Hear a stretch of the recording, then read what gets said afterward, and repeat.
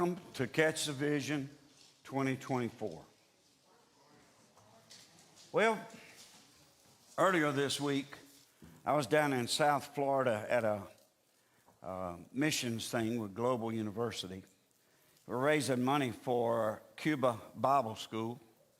I'll tell you a little more about that later. But after we'd finished the meeting, it was late, maybe 9 or 9:30, and I went back upstairs to my hotel room, to my room, and I sat down in the chair, pulled up my iPad, and began to do some things. I flipped through the channels just for some noise, and I happened to look up and notice the ending, the final few minutes, maybe 10, of the movie Titanic. And I kind of put my iPad down and just looked for a second. And I watched it, and I saw these people I know it was acting, I know it was a movie, but it was a real life thing. Screaming and crying, falling off into the icy waters of the North Atlantic. People dying, people giving their lives, people in a lifeboat, some made it. And I watched it for a second. I wasn't really expecting it. When all of a sudden, God, that small, still voice spoke to my heart. And he said, "You're responsible for the lifeboats." Whew. That weighed heavy on me. So heavy that I thought about it the rest of the night. On my flight in the next day, the next night, until I got to the office Thursday morning, and I told the crowd, our group, our staff, I said, "Get me some boats on stage." That thing troubled me so much. I know you've heard of it, but let me just refresh your memory a moment. It sank in the early morning hours of April 15th, 1912, in the northern Atlantic Ocean, 4 days into her maiden voyage. Most of us have read the story or saw it, from Southampton to New York City. It was the largest ocean liner at that time in service. The Titanic had 2,224 people on board. It was a great ship. Man, this thing was awesome. Had the best of everything. Dining facility, sleeping quarter, just everything imaginable that somebody would want to be a part of. All of a sudden, 11:40, that Sunday night, April 14th, it struck an iceberg. That iceberg crushed the side of that boat, ripped it open. And 2.5 hours, 2 hours and 40 minutes later, on Monday morning, April 15th, the Titanic slipped into an icy grave, 12,000 feet below sea level. It resulted in the deaths of over 1,500 people. When I got back and I didn't know all of that. I heard different things, but I began to look it up. I felt even more the impact of what God said to me. You're responsible for the lifeboats. You see, Titanic received like 6 warnings telling them that they were in icy waters. But by the time they made it to that iceberg, they were like running 41 miles an hour.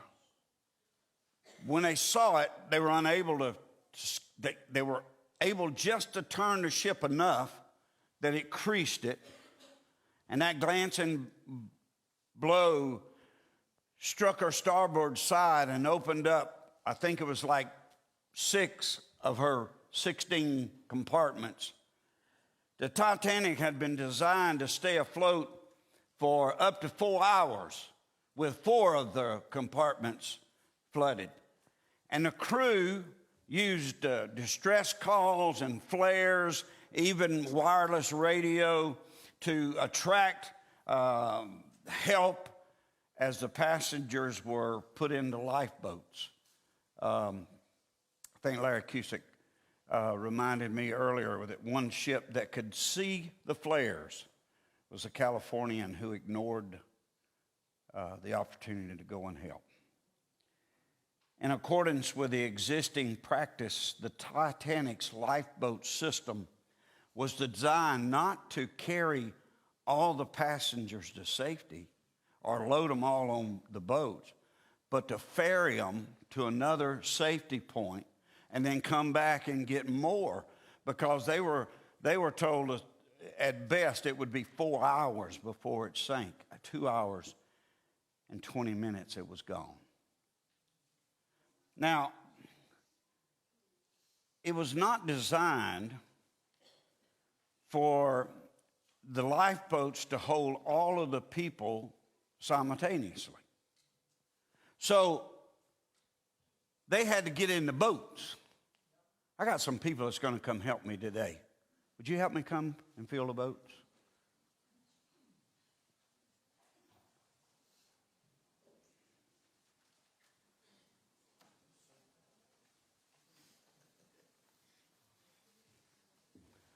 The ship's lifeboats, some 9.5 hours after the collision, were full. The disaster shocked the world. It caused widespread outrage over the lack of lifeboats. And people filled the lifeboats, and in the movie, you could see people trying to get on, but they couldn't. They're unable to get into the lifeboat. Now, somebody said, well, they saved like 704 or 5 people. And you might say, that's great, unless you're one of the 1,500 that didn't make it. Unless you're the one hanging on, about to fall into the icy waters of the Atlantic, you're going to die within minutes because that water was so frigid.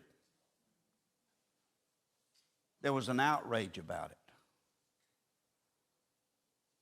I need 2 more people. There was an outrage because the lifeboats were full.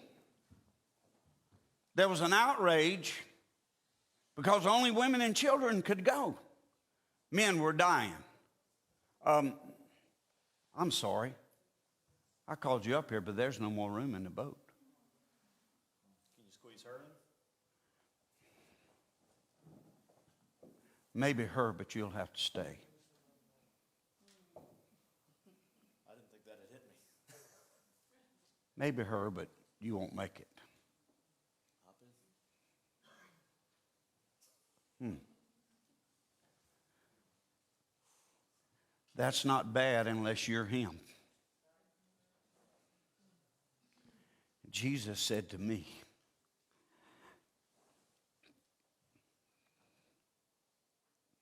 it's your job to get the lifeboats. Thank y'all. I never expected that to happen to me. I went down there for a project. I had no intentions of thinking about this service today. We'd sort of decided what we were going to do, but I didn't even have words to say to start it when God spoke to my heart. You're responsible. And all the way home on the airplane, and all the next day and the next, I thought about that. You're responsible. How do you say to somebody, I'm sorry, you can't go? How do I say, leave your wife, leave your child, leave your companion. Let them in the boat, but you have to stay. It's easy to say, well, I'd let her go. when you're standing here on dry land than when you're about to slide off into the icy waters of the North Atlantic Ocean. Church, this is what this service is all about today. It's funny to me that God would use a simple thing like that. Heart. Didn't expect it. Just let me make it real to you. And all of a sudden, the burden is there. I've got to get more lifeboats. So that's what our vision basically is for 2024. It is to get as many people and lifeboats as we can. And that's where you come in.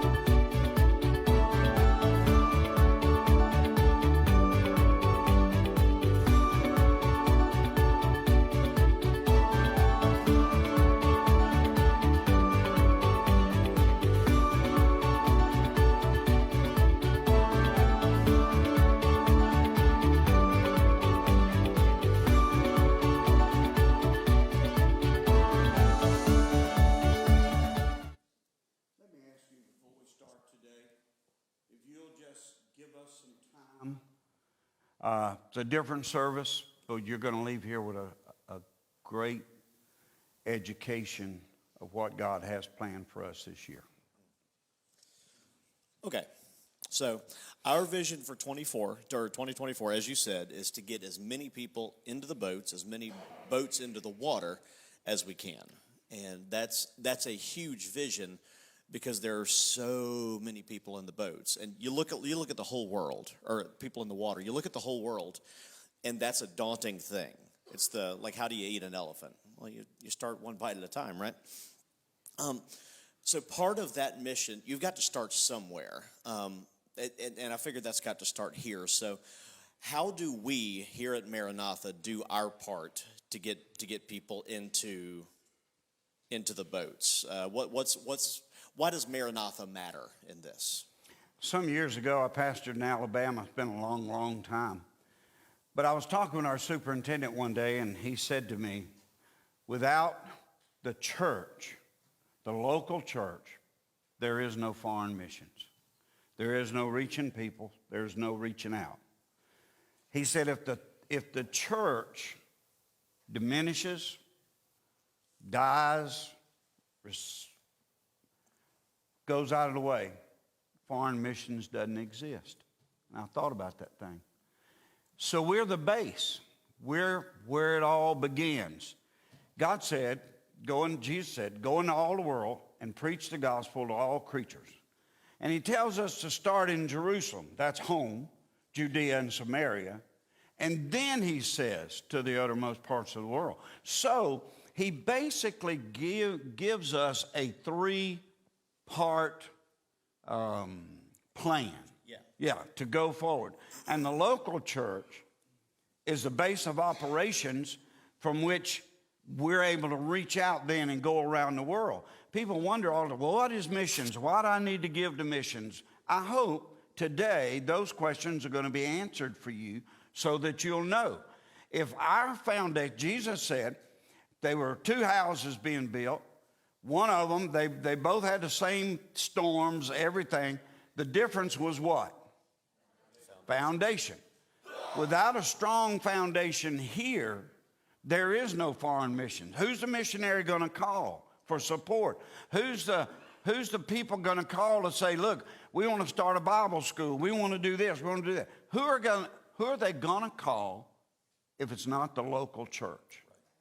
We are it. Maranatha is part of that. And if our foundation is shaky, it collapses everything. I don't care how much money we have, how much we do.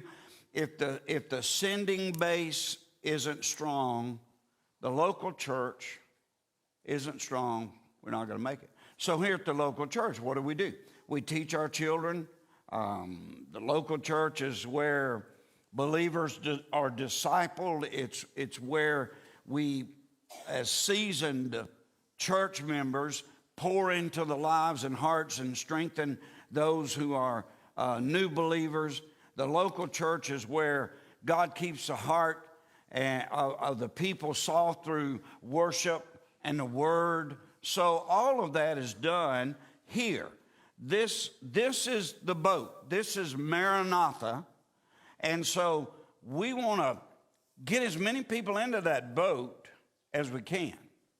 And we need to strengthen them so that they can then launch out. Okay, so this is the Maranatha boat. This is where we're starting. Maranatha. So, the SS Maranatha. So I think we could do better. I got a better one, but we couldn't get it in here. I didn't want to pick it up.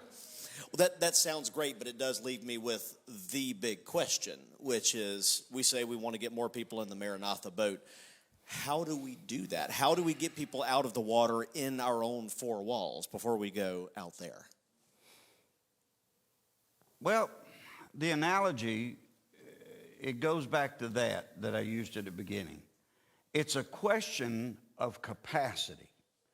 They had, I'm trying to recall the number of lifeboats they had. I want to think it was like 20.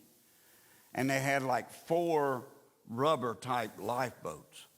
Well, if you do the math, 2,224 people are not going to fit in those boats. Right. So the problem was there wasn't enough boats. They estimated they could have time, but they estimated wrong. And the time came and went, and 1,500 people died. Now, as I said earlier, if you're one of the 700, you're like, yeah. But if you're one of the 1,500, not so good. So right now, we have a lot of people. We have like people that call Maranatha their home range between about 350 and 450, somewhere along in there. We don't get but about 350 a week. But if you use the old ratio of 10% of the people doing 90% of the work, we have a limited capacity. But if we got 100 people, 100% of the people doing 100% of the work, man, there is no telling what we can do. If you put it in real terms, if most of our seasoned Christians are sitting and receiving but not serving anywhere, then seating becomes limited in the boat. We limit that. If we have connection classes that need to be taught, we don't have anybody to teach them. Or if we have kids doing without discipleship because nobody wants to step up and connect with them, or if we have teenagers who are back there that need people to invest in them and we don't have it, then we're in trouble. And one staff member can't do that. Nope. I know y'all look and go, well, you're paid to do it. We're paid to try to get people into that boat to work and work. We have connection classes. We have, if we have 30 teenagers and one, maybe 5 leaders, that's just not enough. We have a lot of visitors. We will have, and people will be outside meeting them at the door and saying welcome to that. I went over during service and sat in my office, and I pulled out a piece of paper, and I went to writing things that I think we missed in the first service that I want to do the next time we do this.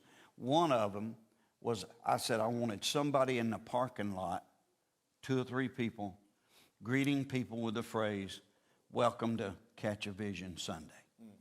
And I didn't do that. We missed that opportunity, but we'll know next time. So we have people out there greeting people. Our greeters are great. They love people. They reach out. But some of them don't get to be in service because they're always out there greeting. Right. We have security people that are here in place to help you, to make sure you're okay, to watch our children out there. But the problem is we don't have enough, so that some of them have to miss services because they're out there doing the work. That's not good. We need enough people serving that we're able to do these jobs, these ministries, and allow other people to kind of rest.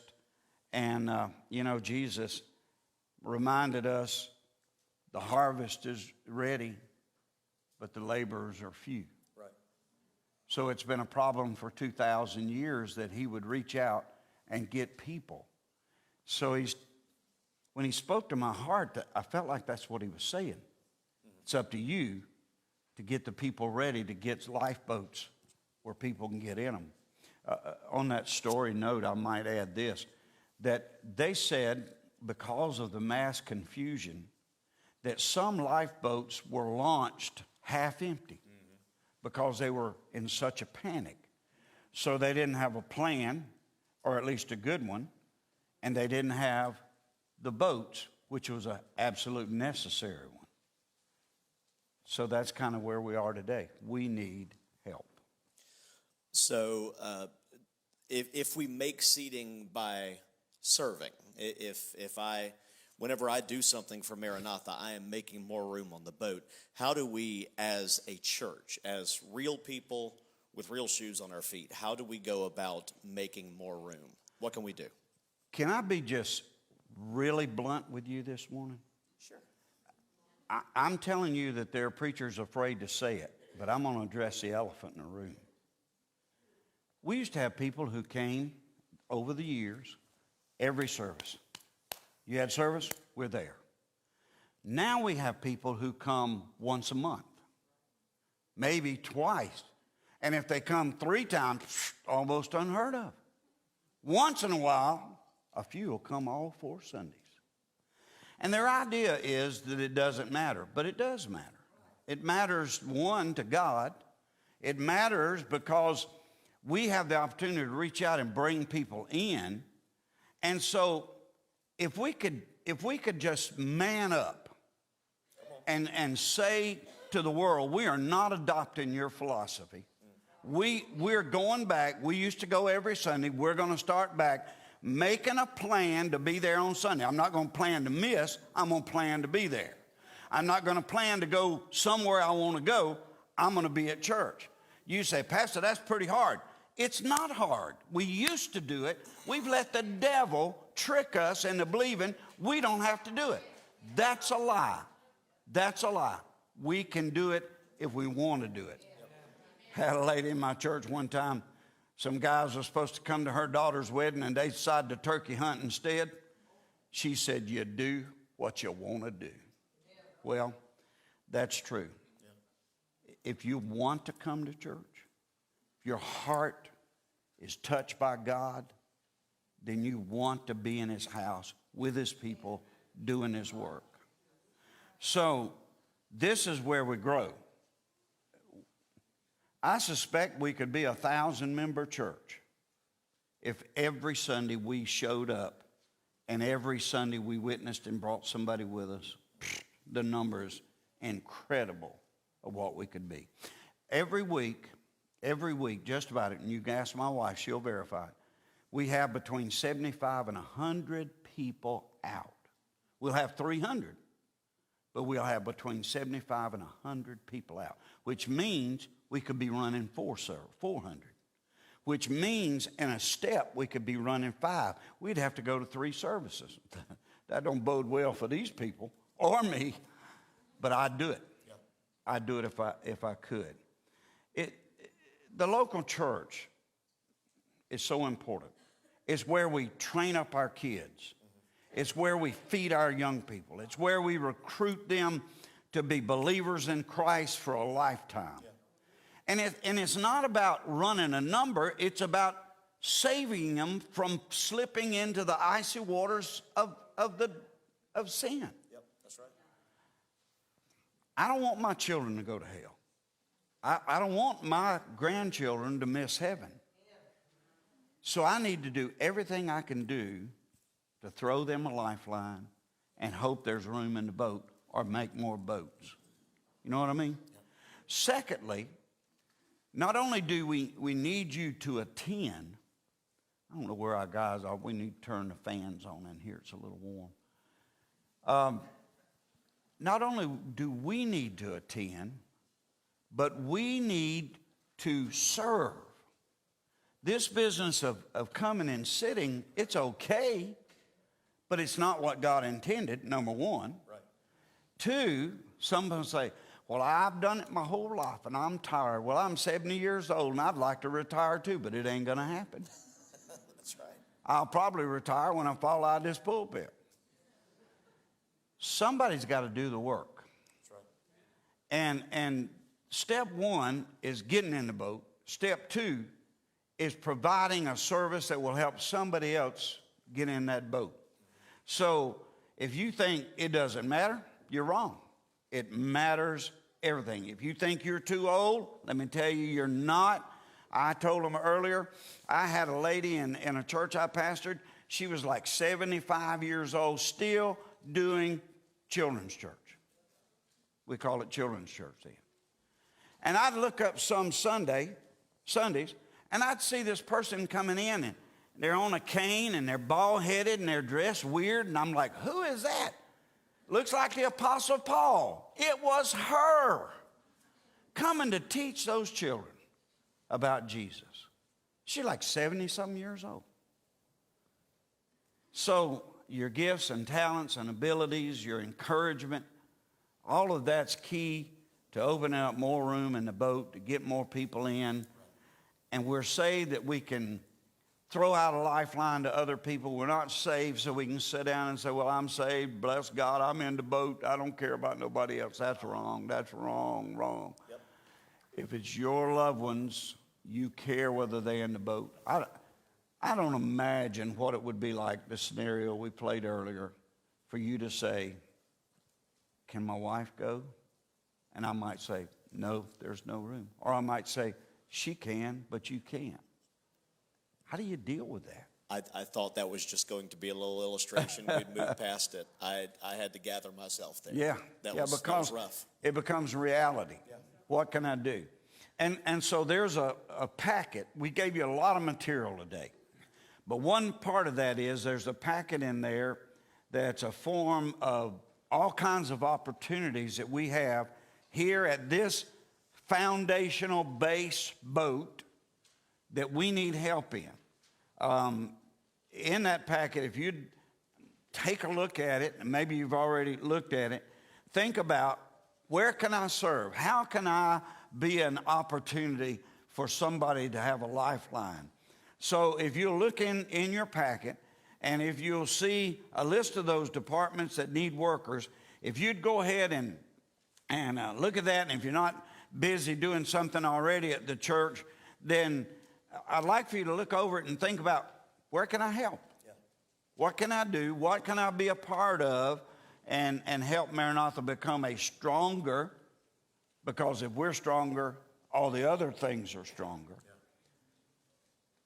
And so it goes without saying, those who are working, it's critical that we start to see service in the church in a new light.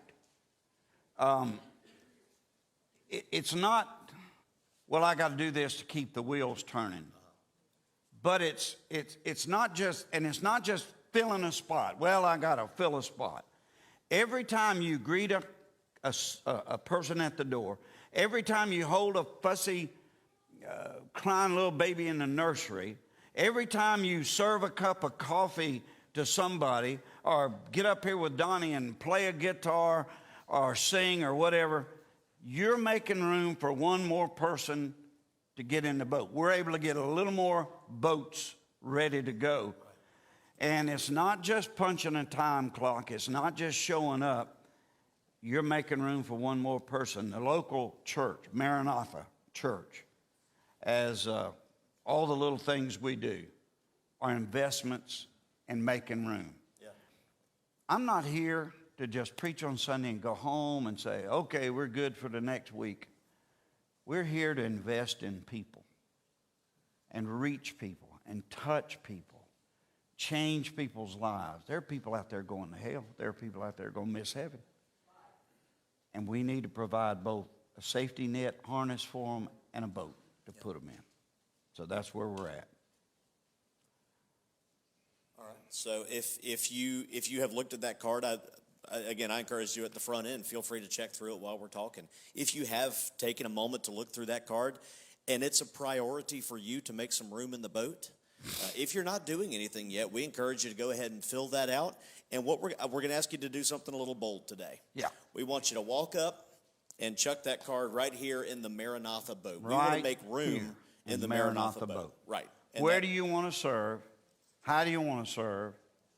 We will find a place for you. Now, we're going to talk a little bit about this in a minute, but we need you to do that right now. If you'd be bold enough to fill it out and just toss it in this middle part of that boat right there. She's going to play a video while you come.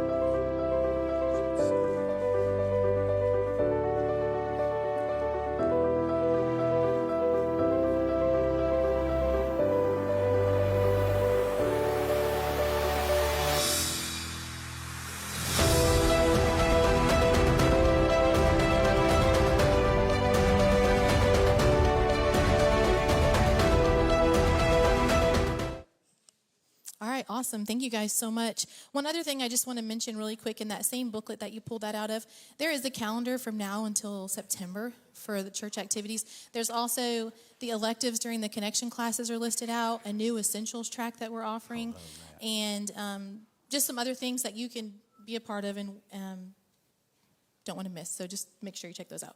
All right. So the Maranatha boat makes complete sense to me.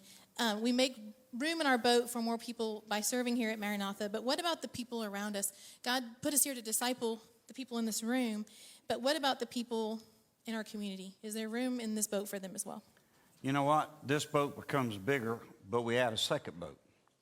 And it's probably helpful to think about this in terms of a second boat, that Jesus said, remember he told the disciples, go into all the world, Jerusalem, Judea, Samaria. So he lays out that plan. You're starting at home, but you're going to reach out. So that Maranatha boat, that's like our Jerusalem. That's where we're at. That's us right here. Rincon, Georgia is our Jerusalem. And so we're going to get our children in that boat. We're going to get in the boat with them. We're going to do all that we can do that needs to be done. The second boat, however, is a Samaria boat. So we got to think in terms that Jesus said, don't be selfish. and just get it all at home and say, I'm good, I'm in the boat, that's all that matters. He said there's other people out there, Samaria and Judea and Samaria, that needs to be in the boat. So now it's our responsibility to do that second thing, to move forward to different areas around our immediate area, which is the outer parts of Effingham County, Chatham County, wherever, as well as far away as maybe even Atlanta or somewhere. The second boat helps us stage our strategy. Right, so what does that look like? Is that just personal evangelism? Am I going to reach this community just myself, going through the Kroger checkout line and witnessing to my friends at my job? Or what does that look like for me as part of this church? It is. It is that that doesn't take away from the fact that God called us each to be individual witnesses for Him, which means wherever I go, whomever I meet, I live a witness to them. Sometimes that equates into leading them down the Roman road. Sometimes that just says to them, hey, do you know Jesus? It might say to them, hey, would you like to come to our church? Or it might just be being a good friend so that they look at your life and go, man, I'd like to be like that person. You ever seen anybody like that? You're like, I'd like to be like that person. So we've been able, at Maranatha, out of our boat, to cast vision where we do things, events that work for us. I went to the bank a few weeks ago, and one of the teller ladies in there was talking to me, and she said, man, I saw where you had Galentine's. I said, yeah, they had that. I wasn't a part of it, but they had it. They wouldn't let me come. No, I'm kidding. And I said, it was great. I had like 110 people show up. She said, wow, that is so cool.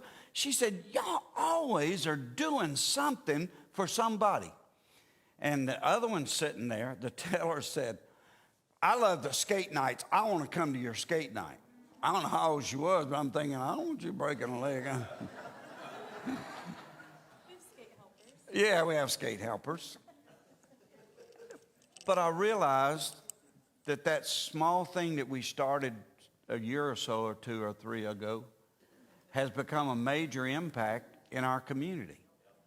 It serves as a place where their children can come, have fun, play games, skate, fellowship, eat a hot dog, whatever. Man, that is so cool. You know what the biggest problem is? The same people have to run it every month, which means, that's difficult for them. What we need, I'm assuming, is we need workers. We need people to step in and say, hey, I'd like to help you on skate night. Where do you need me?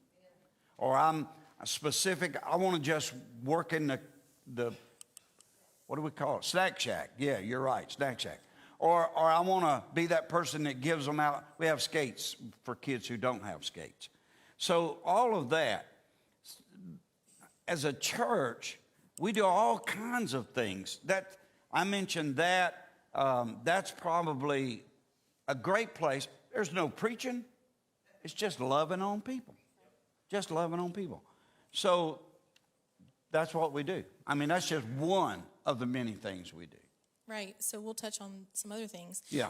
If this was the Samaria boat, there's other things like the Fall Festival and Yeah. the 4th of July picnic, Yes. things that don't involve skating. That's right. We have all kind of stuff all throughout the year that we reach people. What this whole scenario is about today is informing you of what we do and why we do it and how we plan to get it done. It's imperative. We have all kinds of stuff to get people into the second boat.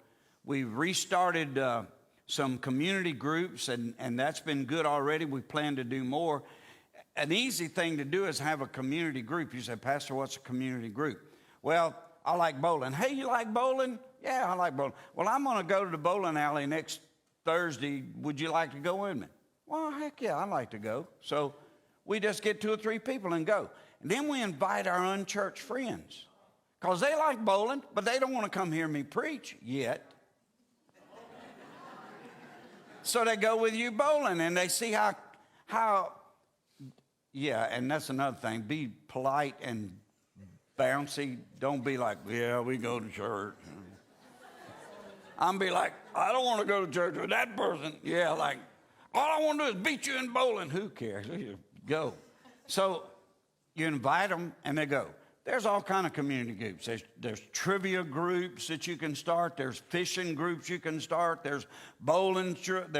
There's all of these different kinds of things that we do that, hey, you might just, I love to eat, meet at a restaurant. Have 2 or 3 people. Hey, we're going out. So you get like a community to go with you, and you go out and eat.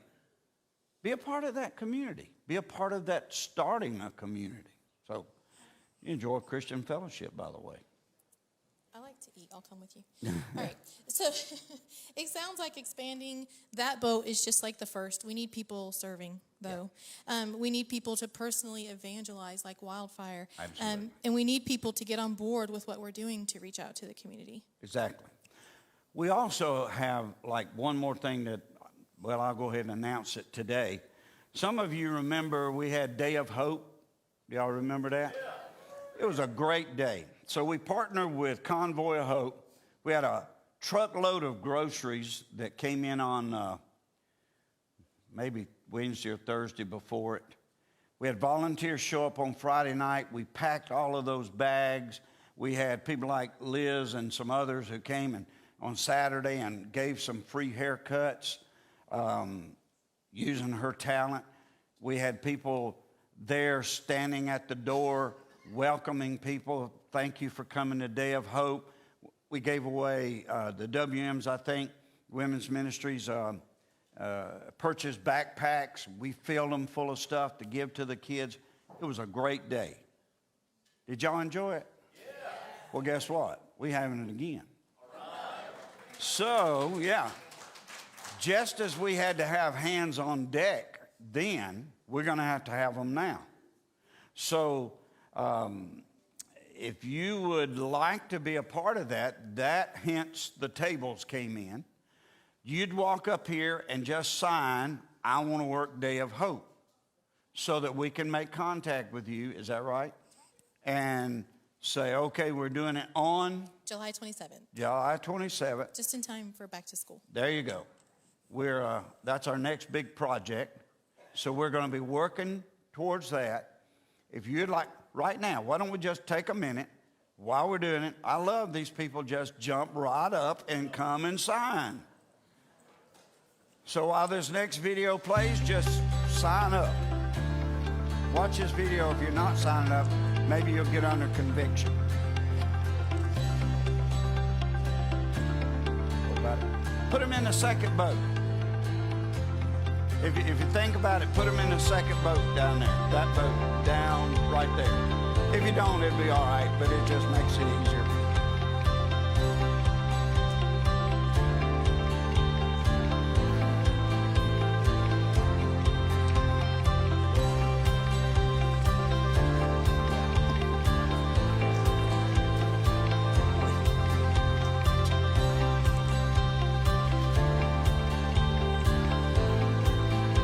Sorry, moving in with the third boat.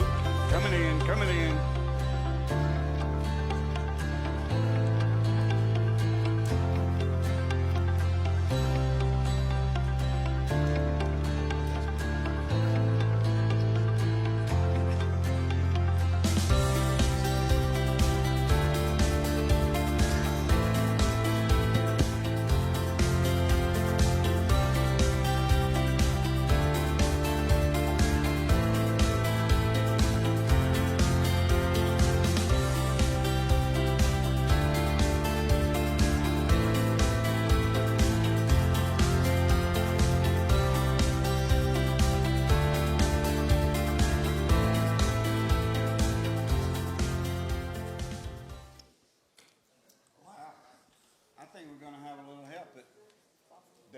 What a response. It's fantastic.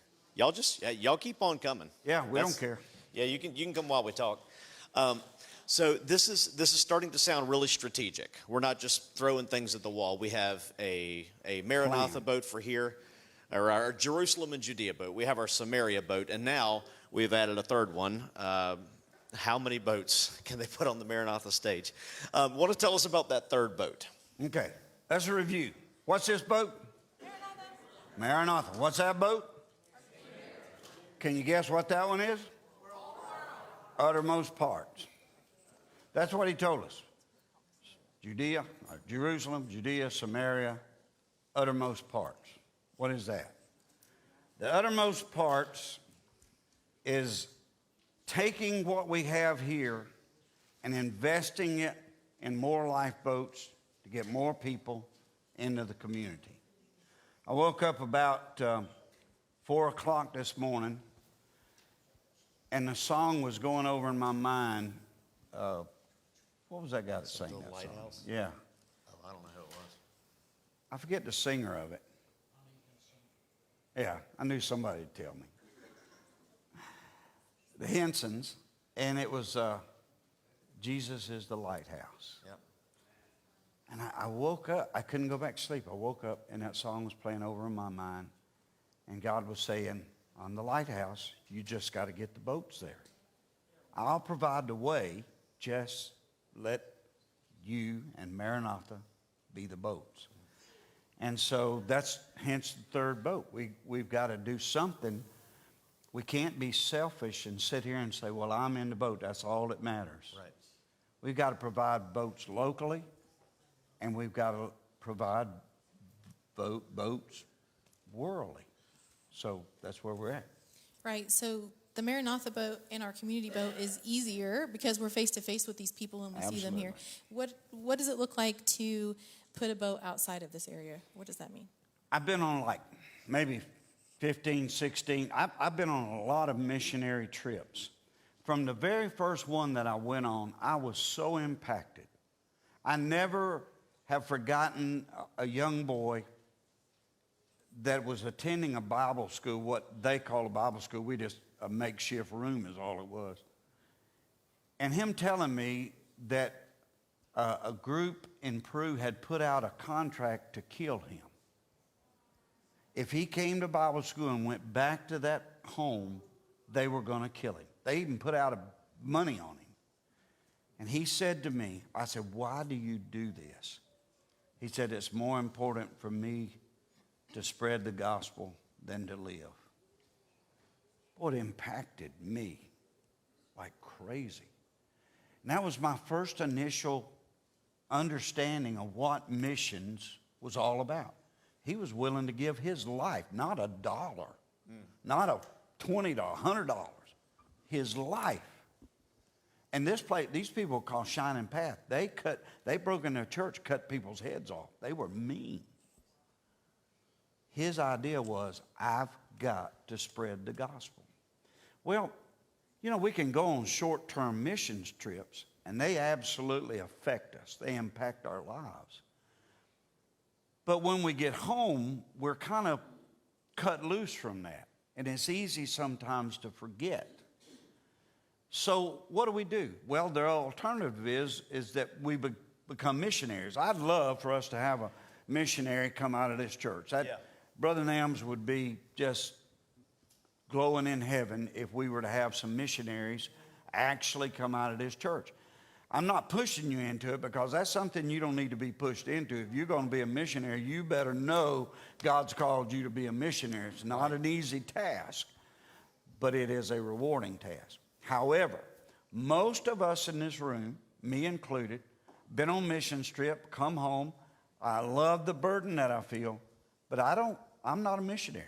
God didn't call me to be a missionary. God called me to be the pastor of this church, or a church, and lead this church then into a missions endeavor. So that's kind of what we're doing. So if you're like most of us and you've had a chance to go, or maybe you haven't had a chance to go, but you want to do something, then this is what this day is all about. You're giving.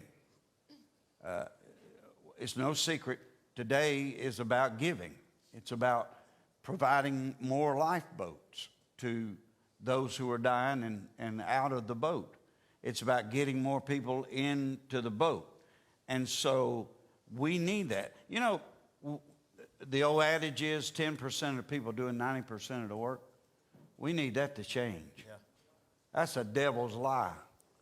We need 100% of the people doing 100% of the work. Everybody joining hands, doing what needs to be done. And so like a tenth of that is the same thing that God has asked us for, and that's our tithe. Let me tell you something about tithing. Everybody's going, God gave us a command to lay aside that 10%. By the way, you know everything's going up. He never has 10%. Do you know why? Because I believe if 100% of the people did 10% of their income, we'd never have a need in this church. It's true. Some people are saying, what is tithing? Malachi tells us. Paul reminds us, lay aside that which he's blessed us with upon the first day of the week. I mentioned earlier that people are not coming to church. Well, let me tell you what's not coming to church as well. If they stay home, guess where the money's at? Well, I'm going to tell you something. It takes something to operate that Maranatha boat. It's a little bit bigger than the other ones. It takes a lot to operate that boat. And that's what operates that boat. 10% tithe from everybody, not just a few, every single person. Pastor, you mean I got to tithe? I don't mean it. God said it. I didn't say it. Right. It's not my directive. That's him. If I make $100, I owe $10 to God. That's simple as that. If you want to live off $90 a week, just tithe 10% of 100. But if you make 500 and you don't tithe 50, then you rob God. And God says, okay, I'll take mine later. And then you'll be in trouble. Just saying. Put a positive note on it. Fact is, everybody counts. And so if everybody in Maranatha that calls Maranatha my home, that's my church, I'm a part of that. If you give 10% of your income, it'll take care of this boat, it'll take care of Effingham Skates, it'll take care of our gym building that we pay $5,000 a month for. It'll take care of salaries, it'll take care of all the paper materials you see on the pew there today. It'll take care of the light bill, the air conditioning, the heating, all of that stuff. So it'll be done. So what do we do after that? After that, then, we got to fill these other boats. Well, it takes us reaching out, expanding the kingdom of God. Just think about it. We're not isolated here, and we're it. We don't do nothing. We understand there are lost people all over this world, and they're dying, and they're missing the boat because nobody's providing boats for them. So that becomes a part of what we want to do. It's not about maintaining. It's really about, because tithing can accomplish that. So if everybody's faithful and does what they're supposed to do, we won't have a lack, and then we can start moving on. I told a story. Maybe it's good here. I don't know. Y'all correct me if I'm wrong. I have a friend who pastors a church out in Minnesota. His name is Rob Ketterling. Rob is the one that kind of got me thinking about the kingdom thing. Am I right? Am I wrong? You want to do it later? There's a lizard in the boat. She's panicking. Yeah, I knew he was in there yesterday. I tried to get him. Go in there and get him, Casey. I tried to get him lizard in the yesterday, but church. he's too quick for me. So Rob Ketterling pastors a church out in Minnesota. And Rob started that church about 20, 30 years ago. I don't know exactly. I'd have to ask him. I was sitting with him the other night, and we were in a restaurant, and I said, Rob, tell me a little about the story. He said, well, we started with a few people in a living room, and we became generous in our giving. I said, wow. I said, what did you give last year to missions? Rob said, $11.5 million. They have 13 campuses, about 10 or so thousand people. I said, Rob, you must have some really wealthy people. I said, who's your big givers? He said, oh, no. We only had, it was either 2 or 3. I have to go back and look at my notes because I made him tell me so I could write it down. And he only had 3, I think it was, people who gave in excess of 200,000, who gave 200,000 or better. Now, if you figure that up, that's just like 600,000 out of $11.5 million. So I said to him, well, that doesn't equate, man. Where did the other money come from? He said, I think it was 36 or 4,600 more people that got on board and gave out of their generosity. So this year, they're going to give $12.5 million. My heart skipped a beat because I love missions. But more than that, it told me simply this, that if we get people tithing, we can take care of this boat. But if we can get people to be generous in their giving outside of that, we can take care of these boats, and especially this boat. So we have a plan. We have a thing in there for you to plan your giving out. It's got to be strategic. You got to go, this is what I want to do.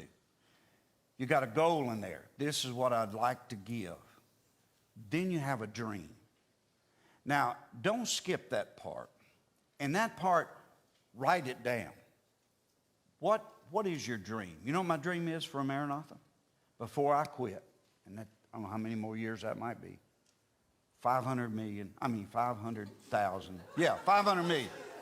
Oh, the Lord just spoke. No, $500,000. Our goal this year is 200. We gave 300 last year because we had some outside gifts that came in. But the problem is, out of that 200,000, only about 140,000, I think, came in. So that meant the other 60,000 had to come from that boat, which takes away from our ability to do more. So what I'm asking you to do is catch the vision and say, you know, I want to give to that. So kind of that's what we are. I may have got ahead of everybody. Just to make sure we're all thinking about it right. Tithe funds our church. That Kingdom builder. If you want to be a kingdom builder, you're giving over and above your tithe, and that is particularly how we're doing that boat over there. So what does Kingdom Builders fund? If I give money to Kingdom Builders, how is that money being used to get people into boats? When you make a promise today, my goal is this. This is what I plan to give.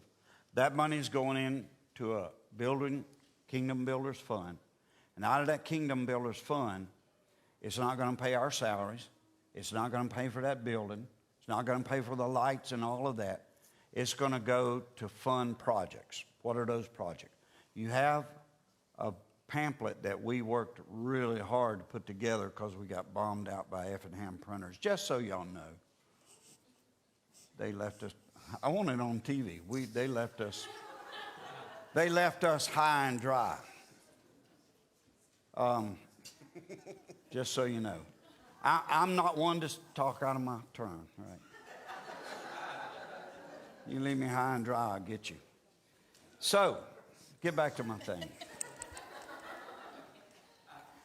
Inside that booklet, you'll find a number of things we support. One of our biggest ministries is missionaries. What I call those boots on the ground, because they're in nearly every part of the world. Some foreign places that's just unimaginable. Doing the work of the kingdom. Places where there's no Bible schools, no churches, they're in there doing their thing. If caught, some of them may likely be killed, but they're willing to do it. You'll also find in there things like Global University. We're able to, did I tell them about the Cuba thing yet? I know I told them in first service. Did I tell you I was just down in Florida and we were doing Global University. And I found out that Cuba was started, the Bible school there, the ministry was started in 1938 by two women. One of which, family got sick and had to leave, she had to leave. The other one stayed there. Finally, they appointed a minister who went over there and became the director of it. He started a Bible school. Did I tell him? They had one student, one. In the process of that, the government came in, caught him one day at home and said, "You're out. Pack your stuff. We're taking you to the airport." They took him to the airport. They expelled him for preaching the gospel too fervently. One Bible student. As of December, and I'm supposed to be at that graduation, they will graduate their over 1,000th student, all because of Global University and the giving that we and other churches like this do. We do Global University. We do Fire Bible, which is absolutely a great ministry. We have Convoy of Hope. We have a thing called Network. You'll see it in there, Network 211. It's developed because the internet is such a big thing in our society today. So a lady gets on there, she gets on the computer and she types in suicide because she's about to take her life. As soon as that word suicide pops in there, I don't know how to tell you it works, but all of a sudden, Network 211 pops in. And they talk to her, physically with the computer talk to her. Then they pick up a phone and call her, and they lead her to Jesus, who in turn leads her sister to Jesus, all because of a program called Network 211. That's us. So, well, you can just look at it. There's a ton of projects in there that we do. It's not like we just do nothing. I mean, we do a lot. Life for Law, Speed and Light, BGMC. Man, just a bunch of stuff. Read about it. All right. So let's say that I haven't been giving anything up until now. Would you say that I should start with Kingdom Builders today? No. Tithing is your first thing. Until you give your tithe to God, you can't be a missions giver. You can give to missions, but in essence, you've robbed God to give to missions. So you have to tithe. You have to go, I'm going to be a faithful tither from now on. 10% of my income or more is going to the kingdom. I know people that give 20. I know people that give more than that. J.C. Penney used to give 90 and live off of 10. So there's that. But I would advise a person, if they were coming in today and didn't know anything about anything, I would say to you, you need to be a tither, because that's God's money. You haven't robbed him then at that point. You've done what you're supposed to do, and God's going to take care of you. Having said that, I believe then you go into giving, generosity. The same guy I told you about earlier, Rob Ketterling, did this thing, and he told me about it. He had preached a sermon. He's preaching a series on generosity. So he has these two tables brought out, and he has teenagers come out, and they come out with, like, say 10 oranges, and they put 9 oranges on your table and 1 orange on God's table. And that didn't look like much, but you're thinking, wow, God's getting gypped here. So then cabbage and lettuce and tomatoes, and he just went on the whole gamut. Had kids bring in and put 9 on that table, 1 on this table. All of a sudden, our table over here is just running over, falling on the floor, cantaloupes and pineapples and everything. So all of a sudden, he has the kids pick them up and say, man, that is just way too much for our table. So he picks them up and puts them on God's table. He said, that's generosity giving. That's when you've done your part and God's done his part, and now you're going, wait, that's got way too much. And so they start putting them on God's table. And all of a sudden, both tables are full. That table's still running over, and that table now is full and running over. So if you tithe, and then you make a plan to be generous in your giving, and you go, I want to be a kingdom builder. I want to be a part of it. I can't do it all, but I can do some. I can do something. And I believe that God will get a hold of your heart, and you'll begin to realize how imperative it is, important it is, for us not only to fill this boat and that boat, but that boat. All around the world, people are dying. And I don't think it was coincidence that when I sit in that hotel room, that God let me see that ending of that movie to remind me that people are perishing. I don't think it was coincidence.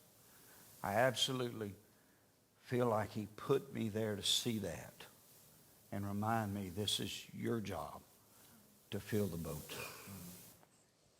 So that makes sense. We're gonna fund the work of God here locally, and now we're gonna put more boats, send them out. That's our kingdom builders. That's how you become a kingdom builder.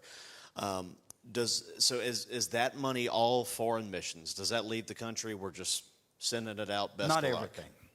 Because we fund things like Chi Alpha, which is a college ministry that reaches young people going away to college who sometimes get lost in the shuffle. We're there. It's places like Jonathan Brown in Savannah, Georgia, who's working with the homeless people, and we support him and not only monthly, but in things that he does. It reaches out to community groups like we talked about earlier in that boat, Day of Hope and other things. And it keeps us from having to draw out of that boat that then makes us a little shy in what we need. It allows us to reach out into these boats without that. So there's a bunch of line items. If you look in that booklet, you will see many, many ministries that we do as a kingdom builders. Okay. Awesome. So how then can we today get involved? What do we need to do? Well, to pull no punches, you can pull that promise card out of your packet, and you can say, Lord, I want to do the best I can do. I don't want to half-track it. I want to do the best I can do. Make a plan. I know I can do this. I know I can do this. But I'd like to do a little more. That's a goal. And then be strong enough to look down in that last column and say, oh, if I could do it. Don't say if I had the lottery. Don't say that. Don't say that. You're not going to convince God to let you win the lottery. But you would say, with all of my heart, if I can, that would be my dream goal. My dream goal is for us to have a $200,000 a year, not out of this boat, but out of these boats, or in these boats. My dream goal is for Maranatha to become a $500,000 church. Can it happen? I just told you a story about Rob Kettling where it did happen. And I believe his church didn't grow because he's any better than we are, or his church is any better than we are. I think he convinced him to have a generosity heart, a generous heart. And out of that, things begin to work. So you have a pledge card in that folder. I pray that you'll take it out, and if you need to pray about it, that's fine. And if you need to make a plan or something, but don't not give because I want to go out of here and I don't want nobody to see me. Write something down on that card and come and drop it in this boat up here. Can we do that now? Do we need to do something else? Or No, we're going to play a video. If you have your Kingdom Builders Pledge prepared, we would love for you to come forward and drop it in the boat. We will collect it over the next few weeks also. Yeah. But we'd love for that to happen today. My wife's coming with ours. Somebody tackle her quick.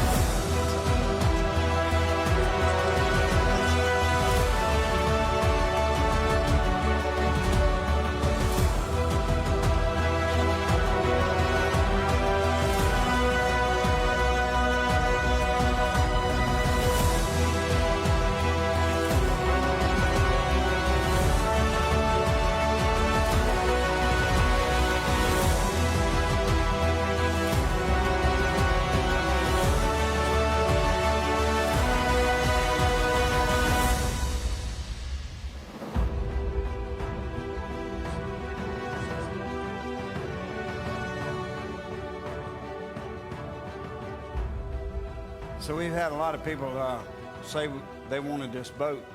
Timmy don't know it. I'm going to auction it off today while he's not here.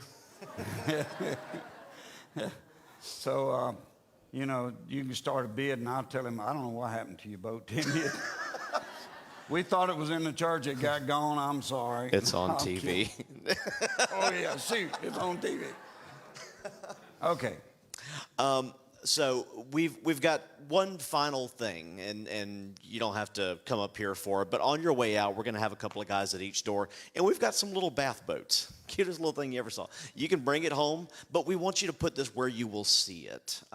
Put it in your refrigerator if you're me. You can play in the tub with it. It's fine, whatever you need to do. But we want to be constantly reminded of what our mission is. Our mission is, we're not just coming here turning the wheels of the church for another week. We are here to make space in the boats and get people out of the water, as many as we can. Get them out. So that brings us to our final question. How big can this get? Maranatha is a little place in a little town. What kind of an impact can we really make from here? We are already making a huge impact in the state of Georgia. We're one of the top missions-giving churches. However, I don't do it for accolades or for people to say, wow, what a great church. I just believe, I told you the story about Rob's church. I just believe when we get a generous heart, God will explode this place. Yeah. Well, it's limitless because God's limitless. And he just told us, if you give, I'll give it back to you, pressed down, shaken together, and running over. I'll cause men to heap into your bosom. If you have a willing heart and you do it for the right reason, I'm not giving to get, but I want to develop a generous heart where I give out of generosity. I give because I want to. I do a lot of things, and I try not to. I pray almost every day, Lord, I don't want to do it for the wrong reasons. I want to do it for the right reason. This is probably the only appeal we make the whole year for money. And I'm not ashamed of saying to you, God wants you to tithe because that's right. I'm not ashamed to say to you, I want you to give, not for me, but for the people we'll get in that boat. Right. I go back to that movie again. I knew the story. I don't know that I knew every particular of it. I knew years ago they had a Titanic movie, I think. I don't even remember it. And I'd never seen that one. But I do believe God allowed me to see it so it would penetrate my heart, so it would remind me of the real reason we do this today is that people are lost. They're literally dying in those cold, frigid waters right now unless we send a lifeboat to get them. I go back to the story. Californian was there, didn't try to help them. The other boat took about 4 hours to get there through the icy waters, dodging icebergs. They got there 2 hours after the Titanic had sunk, and the only people they could rescue was the people that were in the lifeboats. 705 people. I don't want to get to heaven and the Lord say, you could have done better. Yeah. I don't want to get there and have the question what could have been done or what should have been done. I want to hear that, well done, thou good and faithful servant. You were faithful over a few things, and I'll make you ruler over many. So pick up your boat on the way out. Set it up somewhere to remind you. Make a plan. Have a goal. Develop a dream. To be a mission kingdom builder. Kingdom builder. Jesus said, kingdom. This is my kingdom. Let's pray. Father, it's been a long day. We've tried hard to convey a message of generosity and a message of need and a message of desire to do the right thing. Lord, these wonderful people have been patient to sit and listen. It's an unusual, different service, one that we don't normally do. But I pray that it'll be a fruitful one.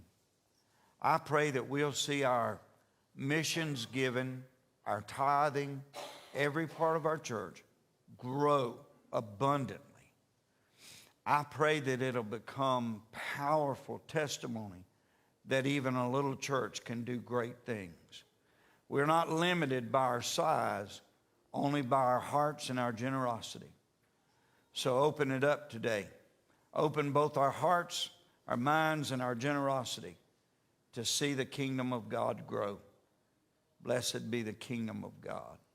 In Jesus' name, amen. Pick up your boat. Have a little fellowship today.